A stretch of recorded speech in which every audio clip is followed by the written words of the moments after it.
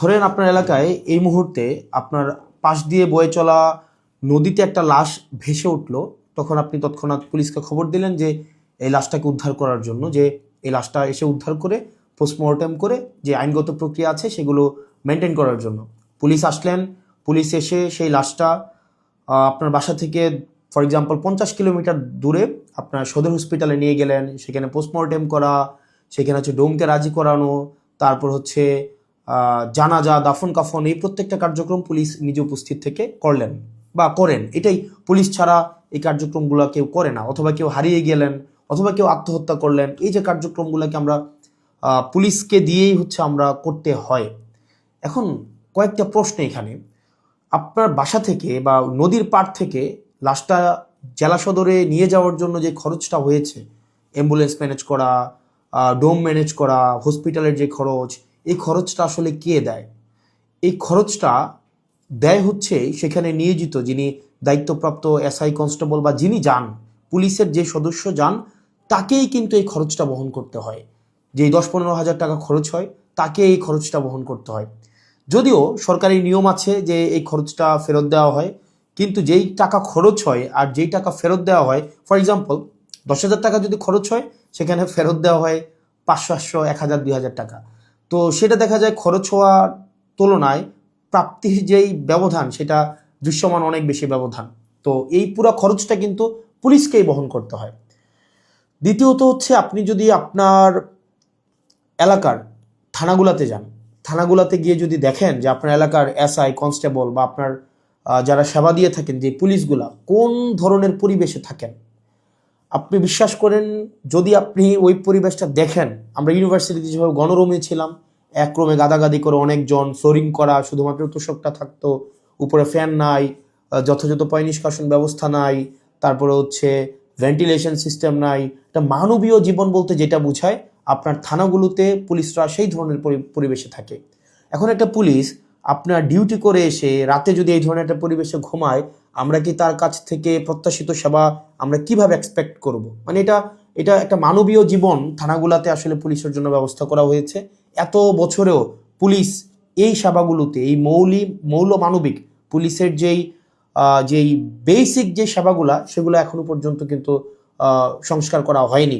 তৃতীয়ত, সবচেয়ে গুরুত্বপূর্ণ এবং তৃতীয়ত যেই অসুবিধাটি আমি থানাতে দেখলাম এই কয়েক মাসে, সেটা হচ্ছে আপনার থানা থেকে একটা অপরাধ কার্যক্রম সংগঠিত হয়, ফর এক্সাম্পল 15 কিলোমিটার, 20 কিলোমিটার দূরে। একদিনে অনেকগুলো অপরাধ কার্যক্রম সংগঠিত একটা থানায় হতে পারে। পারিবারিক কলহ, মাদকের সমস্যা, ছিনতাই, ডাকাতি, চুরি, একাধিক সমস্যা সেখানে ঘটতে পারে। এখন প্রশ্ন হচ্ছে, একটা থানায় যদি আমার 16-17টা ইউনিয়ন, 20টা ইউনিয়ন, কোনো কোনো জায়গায় তারও বেশি ইউনিয়ন, প্রত্যেকটা জায়গায় যদি কোনো ধরনের অপরাধ কার্যক্রম সংঘটিত হয়, ধরি 10টা জায়গায় সংঘটিত হইলো বা 5টা জায়গায় সংঘটিত হইলো, আমার এই 5টা জায়গায় কিন্তু তাৎক্ষণিক রেসপন্স করতে হয়। এখন তাৎক্ষণিক যদি আমরা রেসপন্স করতে চাই, সেই জায়গাগুলোতে পৌঁছাইতে অবশ্যই আমাদের গাড়ির প্রয়োজন। মানে গাড়ি ছাড়া পায়ে হেঁটে তো নিশ্চয়ই এই ধরনের কার্যক্রমগুলোতে কখনোই পুলিশ তড়িৎ কোনো সিদ্ধান্ত বা তড়িৎ কোনো অ্যাকশন নিতে পারে না। কিন্তু আপনি যে থানাগুলো যান, দেখবেন কোনো থানায় 10টা গাড়ির প্রয়োজন, 6টা গাড়ির প্রয়োজন, সেখানে থানাকে দেওয়া হয়েছে 1টা গাড়ি, 2টা গাড়ি। এখন পুলিশ তার বাসায় বসে থাকে না। আপনি কল দিলেন যে এখানে ঝামেলা হয়েছে, মানুষ মারা গিয়েছে, চুরি হয়েছে, খুন হয়েছে, পুলিশ কিন্তু আসতে হয়। তাহলে পুলিশ কিভাবে আসে? পুলিশ দেখা যায় একটা ভ্যান ভাড়া করে, একটা অটো ভাড়া করে, অথবা দেখা যায় একটা লেগুনা ভাড়া করে, সেইটা করে কিন্তু তাকে যেতে হয়।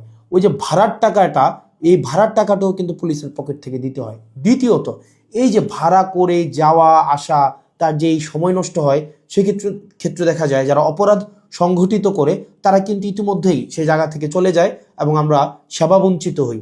সেজন্য আপনি যদি পুলিশকে যুগোপযোগী করতে চান, পুলিশকে যদি আপনি হচ্ছে তার সেবা তাৎক্ষণিক জনগণের কাছে পৌঁছাইতে চান, অবশ্যই তার ট্রান্সপোর্টেশন ব্যবস্থাটা অবশ্যই যথাযথভাবে করতে হবে। আপনি পুলিশকে ট্রান্সপোর্টেশনের গাড়ি দিবেন না। গাড়ি বলতে এখানে একটা পুলিশকে একটা গাড়ি, এটা বোঝানো হয় নাই। একটা কাভার্ড ভ্যান দেন, 10টা পুলিশ একসাথে মুভ করতে পারে। তারপর হচ্ছে একটা থানায় যদি আপনি 5টা 6টা গাড়ি দেন, তাহলে সেক্ষেত্রে কিন্তু ওই এলাকার অপরাধ কার্যক্রম অবশ্যই দৃশ্যমান কমে আসবে। কারণ পুলিশ ইমিডিয়েট রেসপন্স করতে পারবে। কারণ পুলিশ যদি ইমিডিয়েট রেসপন্স করতে না পারে, অপরাধ সংঘটিত হয়ে যাওয়ার পরে যদি রেসপন্স করতে হয় সেক্ষেত্রে দেখা যায় দিন শেষে অপরাধী কিন্তু পালিয়ে যায়। সেজন্য পুলিশের দক্ষতা, পুলিশের সেবা যদি আপনি জনগণের দ্বারগোড়া পৌঁছাতে চান, অবশ্যই আপনার ট্রান্সপোর্টেশনের ব্যবস্থা উন্নতি করতে হবে। এখন আমাদের বর্তমান বিদ্যমান যে পুলিশ ব্যবস্থা রয়েছে, এই পুলিশ ব্যবস্থার থানাগুলোতে, আমি থানাগুলোর কথা বলবো, থানাগুলোতে তাদের অ্যাকোমোডেশন সমস্যা, তাদের বাসা, তাদের থাকার জায়গা নাই ঠিকঠাকভাবে, গণরুমের মতো তাদেরকে থাকতে হয়, এবং তাদেরকে যে বেতন দেওয়া হয় এই বেতন দিয়ে যে একটা স্বাভাবিক জীবনযাপন করবে সেটা কোনোভাবেই সম্ভব না।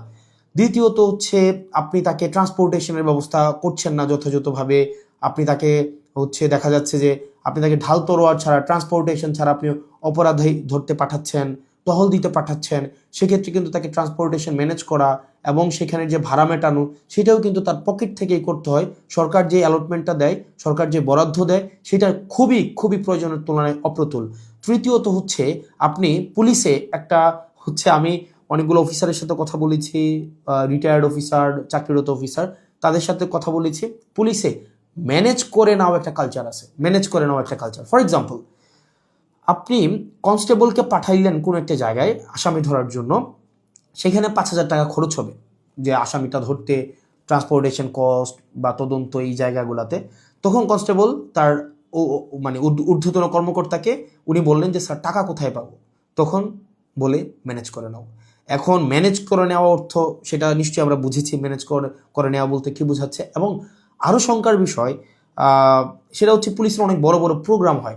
এই প্রোগ্রামে অনেক ক্ষেত্রে, সব ক্ষেত্রে না, কিছু কিছু প্রোগ্রাম আগে হতো, এখন বর্তমানে আছে কিনা এটা আপনারা জানাবেন। আগে এরকম নাকি হতো, পুলিশের অনেকেই জানিয়েছে এরকম নাকি হতো, একটা বড় প্রোগ্রাম হবে, এই প্রোগ্রামে দেখা যায় ঊর্ধ্বতন কর্মকর্তারা অধীনস্থ কর্মকর্তাদের ভাগ করে দিত যে খাবারের দায়িত্বটা তোমার, ডেকোরেশনের দায়িত্বটা তোমার, লাইটিংয়ের দায়িত্বটা তোমার। তো এখন টাকা আসবে কোন জায়গা থেকে? ম্যানেজ করে নাও। তো দেখা যায় অধস্তন কর্মকর্তারা সেটাকে ম্যানেজ করে নিতেন। তো নিশ্চয়ই ম্যানেজ করাটা সরকারের দায়িত্ব, ম্যানেজ করা তো অবশ্যই কোনো কর্মকর্তা কর্মচারীর দায়িত্ব না। কিন্তু দেখা যায় অধিকাংশ ক্ষেত্রেই সরকার যে বাজেট বরাদ্দ দেয় পুলিশকে, এবং যেই পরিমাণ পুলিশের প্রয়োজনীয়তাটা, যেই পরিমাণ আমরা দেখলাম ল অ্যান্ড অর্ডার রিস্টোর করার ক্ষেত্রে, সামাজিক শৃঙ্খলা বজায় রাখার ক্ষেত্রে, শুধু যে গুম খুন এগুলো নিরসনের ক্ষেত্রে পুলিশের অবদান বা পুলিশের কার্যক্রম বিষয়টা এমন না। স্বাভাবিক শান্তি শৃঙ্খলা, নিরাপত্তা, জীবনমালের নিরাপত্তা নিশ্চিত করার ক্ষেত্রে কিন্তু পুলিশের স্বাভাবিক অনেক ধরনের কার্যক্রম হয়। আপনার পরীক্ষার ডিউটি থেকে শুরু করে অনেক ধরনের কার্যক্রম হয়, এবং পুলিশেরকে আরও বিভিন্ন কাজে ব্যবহার করা হয়। যেমন এটা খুবই খুবই, আমি পার্সোনালি এই জিনিসটাকে আমি সবার সামনেই বলছি, এই জিনিসটাকে আমি পার্সোনালি এই জিনিসটাকে কখনোই ওয়েলকাম করব না। অপ্রয়োজনীয় প্রোটোকল দেওয়া, যে যদি এলাকায় এমপি যায় পুলিশকে দেখা যায় প্রোটোকল দিতে, অপ্রয়োজনীয়। দেখা যায় ওসিকে আমরা অতীতেও দেখেছি, ওসি সবসময় আপনার এমপির সাথে সাথে থাকতে হয়, থাকেই থানায় একটা গাড়ি। এখন একটা গাড়ি নিয়ে যদি আপনার ওসি বা অন্য কর্মকর্তারা আপনার এমপির সাথে সারাদিন ব্যাপী থাকতে হয়, যেখানে যায় সেখানে যেতে হয়, তাহলে ওসিও কিন্তু তার স্বাভাবিক থানা কার্যক্রম করতে পারে না, সাধারণ মানুষ সেবা বঞ্চিত হয়। একই সাথে সাথে যে একটা গাড়ির, এই গাড়িটাও কিন্তু অপচয় হয়। সেজন্য, এবং আপনারা জেনে থাকবেন যে এমপির সাথে পুলিশ সবসময় থাকে, কিন্তু এটা কিন্তু কোনো নিয়মে নাই, কোনো প্রোটোকলে নাই। এমপির সাথে পুলিশ থাকবে, এটার কোনো প্রোটোকল নাই, কোনো প্রোটোকলেই নাই। এটা আগে রাজনৈতিক যে কালচার ছিল, রাজনৈতিক কালচারে পুলিশ এমপির একটু নজরে পড়ার জন্য বা একটু স্বাভাবিকভাবে এই কার্যক্রমগুলো, পুলিশকে রাজনীতিকীকরণ হওয়ার কারণে পুলিশ যে স্বপ্রণোদিত হয়ে সব ক্ষেত্রে করেছে বিষয়টা এমন না, পুলিশকে করতে বাধ্য করা হয়েছে ক্ষেত্র বিশেষে। তো সেজন্য আমরা যদি পুলিশের সেবাটাকে জনগণের দোরগোড়ায় পৌঁছাতে চাই, আমরা যদি চাই জনগণ যথাযথভাবে পুলিশের সেবাটা পাক, তাহলে কিন্তু অবশ্যই আপনি পুলিশের, বিশেষ করে থানা পর্যায়ের থানা পুলিশের, কারণ সবচেয়ে বেশি কিন্তু থানায় পুলিশকে সাধারণ মানুষ দেয়।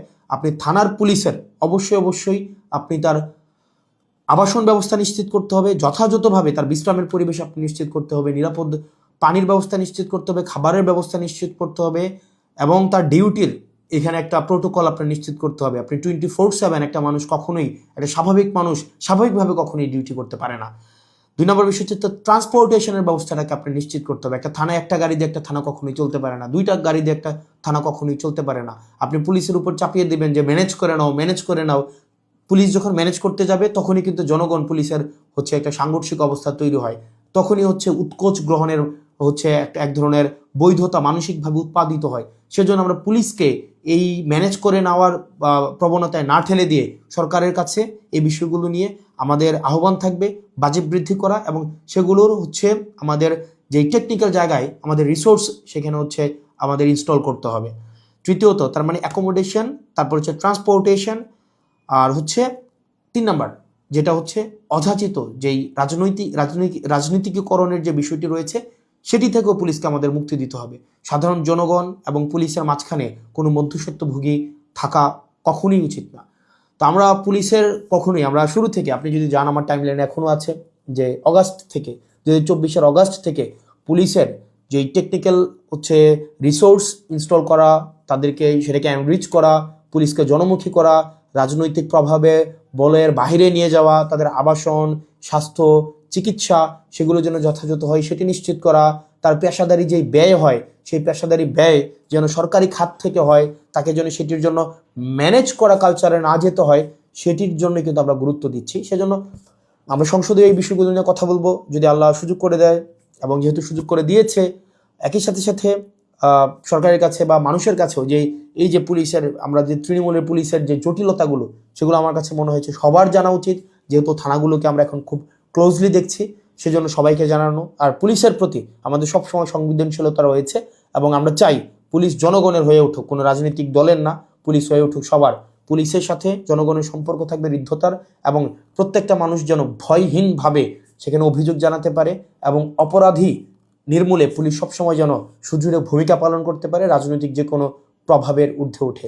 পুলিশের আবাসন সমস্যা, ট্রান্সপোর্টেশন সমস্যা, পুলিশের বাজেট বৃদ্ধি এবং পুলিশের ম্যানেজ করে নেওয়া কালচার থেকে পুলিশকে অবশ্যই মুক্তি দিতে হবে।